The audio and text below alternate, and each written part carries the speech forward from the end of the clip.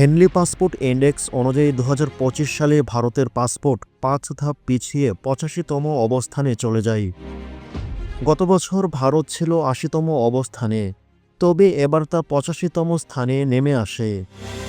হিন্দুস্তান টাইমসের এক প্রতিবেদনে বলা হয়, গত 2 দশকে ভারতের পাসপোর্টের র্যাঙ্কিং উল্লেখযোগ্যভাবে ওঠানামা করে।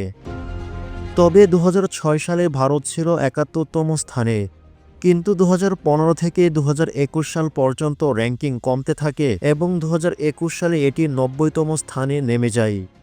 বর্তমানে র্যাঙ্কিং শীর্ষে রয়েছে সিঙ্গাপুর, যার পাসপোর্টধারীরা 195টি দেশে ভিসা ছাড়াই প্রবেশ করতে পারেন। অন্যদিকে একজন ভারতীয় পাসপোর্টধারী 57টি দেশে ভিসামুক্ত ভ্রমণ করতে পারবেন। ভারতীয় কর্তৃপক্ষ অবশ্য আশাবাদী যে দেশের পাসপোর্ট র্যাঙ্কিং উন্নত করার জন্য তারা বিভিন্ন উদ্যোগ গ্রহণ করে। বিশেষত ভারতীয় পাসপোর্টধারীরা নেপাল, ভুটান এবং ক্যারিবিয়ান দেশের ভিসা ছাড়াই ভ্রমণ করতে পারেন। তবে শীর্ষস্থান দেশগুলোর তুলনায় ভারতের ব্যবধান বৃদ্ধি পেয়েই চলছে। বিশ্বের অনেক দেশ ভারতের সঙ্গে ভিসা সুবিধা বৃদ্ধির জন্য উদ্যোগ নিলেও কিছু দেশে ভারতীয় নাগরিকদের জন্য ভিসা প্রক্রিয়া কঠোর হয়ে ওঠে, যা ভারতের পাসপোর্টধারীদের আন্তর্জাতিক চলাচল আরও কঠিন করে তোলে।